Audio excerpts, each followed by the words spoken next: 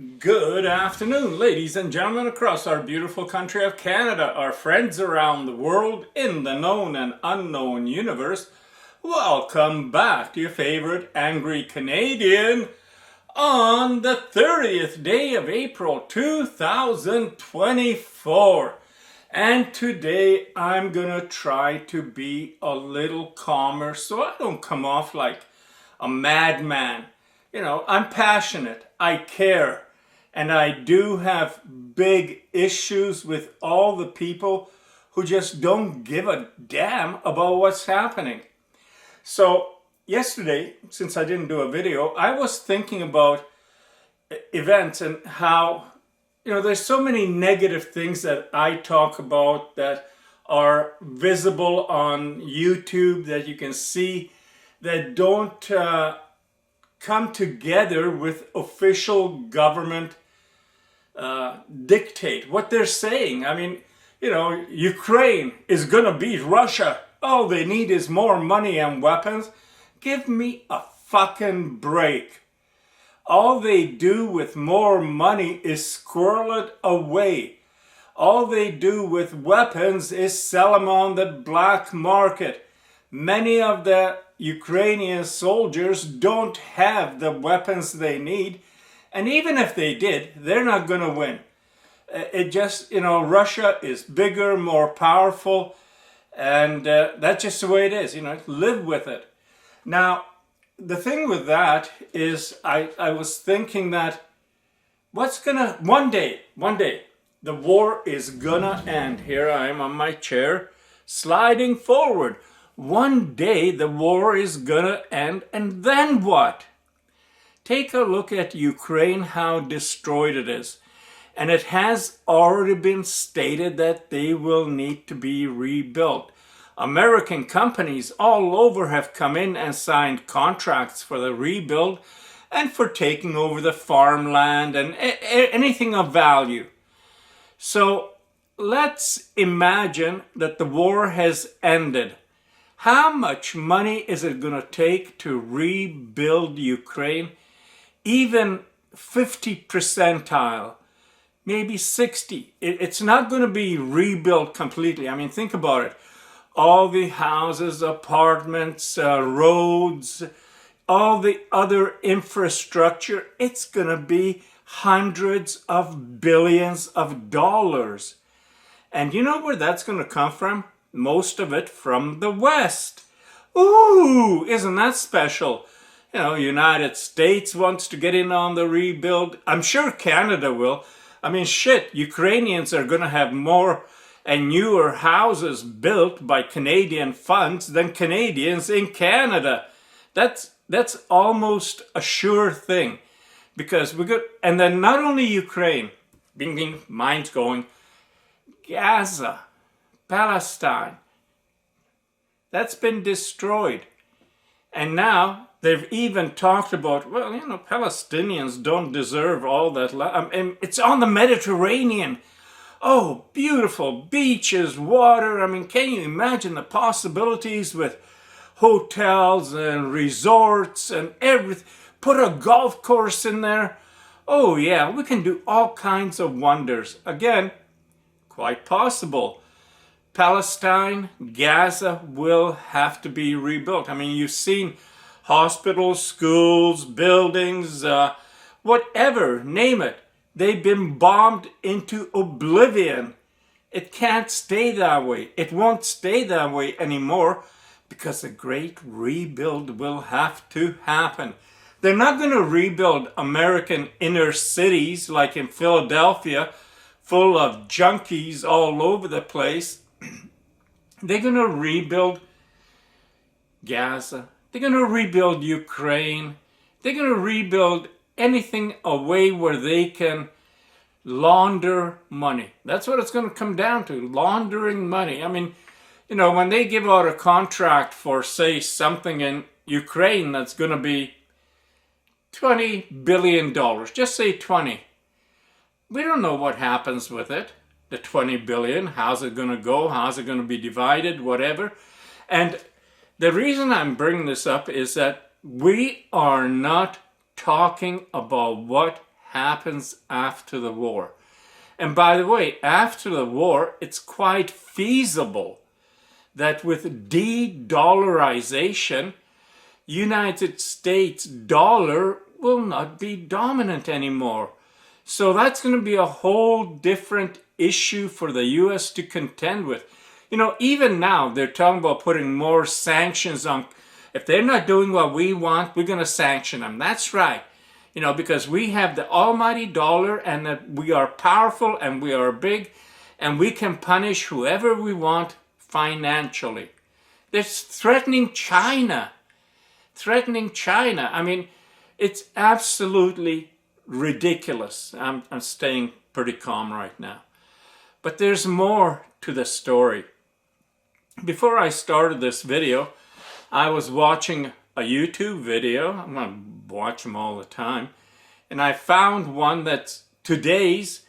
And in Moscow, Russia is putting out a big display of captured NATO weapons.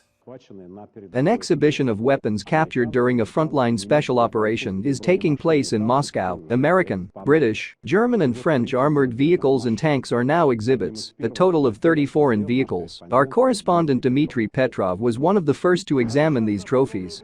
And now probably the most important exhibit of this exhibition, the German Leopard 2A tank, is being delivered to Poplanaya Gora. But in what modification? 4th, 5th or 6th? We will find out a little later. A whole team of specialists and several pieces of equipment gathered in Victory Park to unload it. We have the opportunity to inspect it.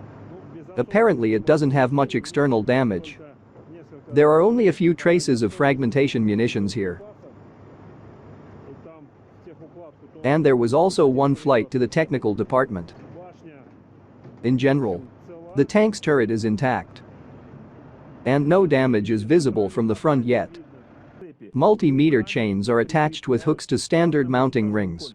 And it seems that this is enough to safely lift the tank. Yes, everything is under control. As soon as the armored vehicle is in the air, the tractor leaves. Next, the servicemen turn the tank with their hands. And the crane lowers it onto the ramp. It is done. In general, our fighters have learned to fight against leopards. According to various sources, by the end of winter, out of 100 German tanks delivered to Ukraine, more than a quarter were disabled, and the exposure is growing. There are very interesting exhibits, if not amazing. If you were to remove the camouflage from this armored vehicle, you could see, in principle, it is already noticeable that its turret is crooked in the literal sense. Well, that is, it is installed slightly to the left along the axis and is generally asymmetrical. This means that this infantry fighting vehicle was produced in Sweden. It is the CV-90. The fact is that back in the middle of the last century, the Swedes shocked the entire militaristic world by building a tank without a turret, Stridsvagn, or they called it the S-tank. And since then everyone has become accustomed to the fact that the Swedes make very strange armored vehicles, but, nevertheless, they sell them to other countries. They themselves have not won a single war, but they add fuel to the fire, and this infantry fighting vehicle fought in Ukraine. But it seems that it was captured after it was hit in the side by armor-piercing ammunition. Even the hinge protection did not help. This happened last July in the Zaporozhye region. Since then, this wounded Swede has been riding only at exhibitions of captured equipment. Well, the spectators, waiting for the opening of the exhibition, are trying to look at the damaged enemy equipment from behind the fence. This is interesting even for women and children. Every day they update something here, something new appears, so we come to have a look. I wanted to see NATO equipment. What size it was. French weapons are presented there. American Hummers are presented there. This is perhaps the most picturesque exhibit. This is a messenger from the land of kangaroos and platypuses. This is an Australian Bushmaster armored personnel carrier. Australia has supplied 90 of these armored personnel carriers to Ukraine. Well, we can say that Australia has equipped a motorized rifle regiment, and all these 2 years they fought. But this particular specimen completed its combat journey near the village of Tripoli in the Donetsk People's Republic. We burned it completely. Only the skeleton remained. remained. At this moment they bring up a T-72 tank of a Ukrainian modification. It was captured back in February 2022 during the battle for the airfield in Gostomel. Well, that is, there were almost no battles there. The Russian army landed troops there, and the Ukrainian army simply ran away. Therefore, this T-72 is like new without any traces of battle. And this whole series of, I just want to call them, freaks, the legendary Azovets, a tank support combat vehicle, embodied a design mistake that brought its creators $5 million. They plundered them. And the Azovets remained in a single copy. Absolutely ridiculous Mamba, an armored car from South Africa. It was captured, like the Australian Bushmaster, in Tripoli, in the DPR. The Nazis from the odious Kraken battalion fought on it. In total, Ukraine had 7 such armored vehicles. And this is the same NATO-towed howitzer M777. This is a terrible weapon. A giant shell. 155 millimeters. And one of the longest barrels in artillery, 39 calibers. Due to this, shooting accuracy is achieved. It shoots up to 40 kilometers. It created a lot of troubles. Tanks, Leopard tanks, Abrams. It's got a soldier carriers, whatever, not trucks, but the armored vehicles, all these different things. And I'm talking about a crap full of them going on display. Some of them in working conditions that were abandoned. Oh shit, here comes the Russians, run, run. And that's not because people are scared. They weren't equipped to fight Russians. Russians have way more people, military, they have way more weapons. I don't want to sit in a fucking tank and have a drone come around and blow it up, or armor-piercing bullets. This showed some of the tanks that got nailed by armor piercing. I mean, imagine that thick metal that's so powerful and strong, and there's a bullet, because you know what it is. It's not radiation, what the hell. But stop. Alexa, what are bullets called that have radiation stuff on them? Radioactive bullets, also known as plutonium bullets, are bullets that are coated with a radioactive substance, such as plutonium. They are used in firearms to inflict radiation poisoning on the target. The use of radioactive bullets is controversial and regulated by international treaties due to the potential harm to civilians and the environment from their use. So that's been dumped all over Ukraine. Ukraine has more mines than any other country at any time. Mines all over. So if the war ends, you're not going to come in there and bring your tractor and plow and start getting the land ready to, grow wheat or whatever they grow, sunflowers, you name it. Yeah, they grow sunflowers for the oil. But there's no cohesive, intelligent discussion about all the different. Listen to Trudeau or Biden or Macron. Macron wants to see a European army, not part of NATO, that will be able to interfere. As a European army, they can go into Ukraine and fight the Russians. And the Russians are just going to go, ooh, this is different. No, Russia is going to fight back, and I wouldn't put it past that if it gets bloody enough that they might fire into the countries that have military personnel in Ukraine. Not a sure thing yet, and it hasn't happened, but Macron and German Chancellor want to see a European army. I don't want to see more armies. I don't want to see countries have economies based on war. War footing economy. I mean, even United Kingdom, they are talking about, well, we've got to have weapons. We've got to have a lot of weapons. We've got to make more weapons. Now, I'm going to switch the topic again for a second. All these weapons, and by the way, the ones that you see in Russia, I'm going to show the video in this, but all those weapons, imagine what it takes to make them. from mining the minerals to processing to building to everything that takes place. What about climate change, global warming? Why is nobody talking about that? That, hey, all of that stuff. I mean, you're going to make me get out of my car. I'm going to have to park my Camaro convertible because it pollutes, and there's a price for pollution in Canada, you know. Trudeau has done that. There's a price. You're going to be paying for it. So, pollution. Why is nobody talking about that? Because it's wartime, idiot. Yeah, it's war. So in war, anything goes. Toot, toot, toot, toot. Anything goes. But where is little Greta? Why isn't she out marching in places, you know, where they manufacture weapons, where they ship weapons from?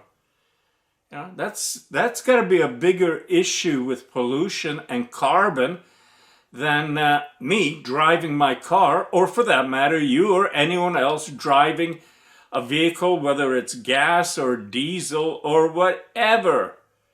Hybrid, part gas, part electric.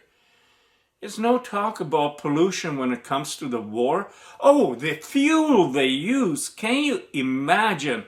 I'm sure the tanks aren't getting 30 miles per gallon, and the big trucks and armored personnel carriers. There we go. That's the word I was trying to think of before. Armored personnel carriers. There's carbon emission. Why doesn't the media throw it into Trudeau's face in Canada that, hey, you're making our people pay more every friggin' year. It's going to keep going up. But what about the war? Military industry. Canada is building weapons. Just asking. Anyway, we face a lot of challenges coming up, and we don't have people addressing it. We've got a media that is so corrupt, so sold out, that I don't trust a word that comes out of their mouth. You know, maybe if it comes to the weather, but other than that, when it comes to political affairs and the people they bring on to interview, you know, you take a look at, I'm just going on, United States, MSNBC, CNN, ABC, take a look at all these, and now even Fox to a large extent. War, war, war, war, America, America, war.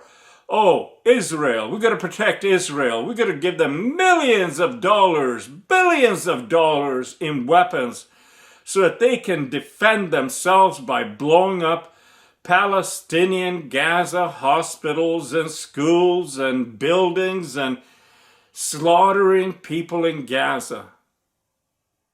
The world is really gone bad. And the majority of people, I think to a great extent it has to be because of the media, doesn't tell the truth, so people aren't aware. You know, when is media talking about all the carbon and pollution because of the military industrial complex and wars? Don't talk about that. That's none of your concern or my concern. My concern is that I park my car because it burns gas. Oh my God, what's going to happen next? And, you know, that's just ridiculous. And in the meantime, they're also talking about, you know, we've got to have some small nukes. Wouldn't that be nice? You know, just little area nukes. It won't be big. It won't be a big nuke. It'll be a small nuke. They're mentally deranged. They're stupid and they're evil. Stupid doesn't say it enough. They are evil and should be removed from any public life.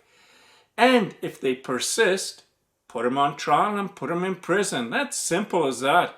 You don't have to dilly-dally around and have all this fancy stuff in courts and all the, you know, different people testifying. Just go after them. It's that simple. And same here. I mean, can you imagine if the amount of money spent on war just since Ukraine was invested into healthcare?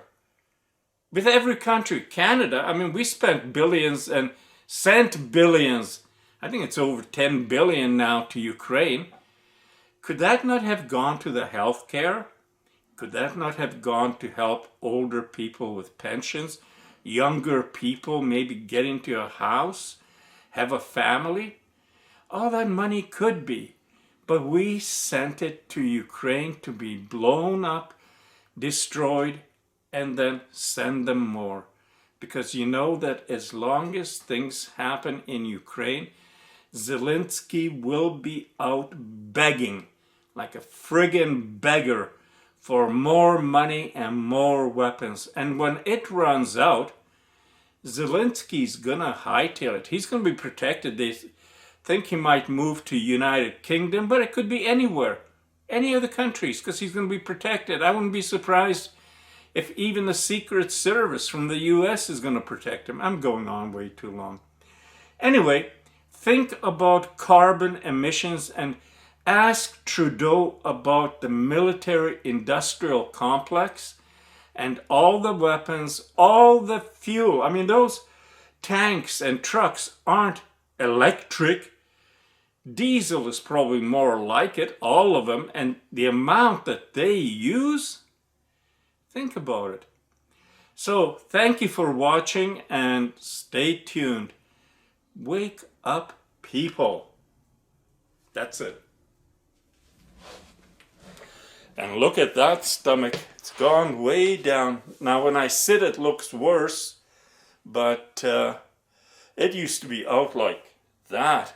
It used to be huge. So I'm still losing weight and gonna continue. Thank you.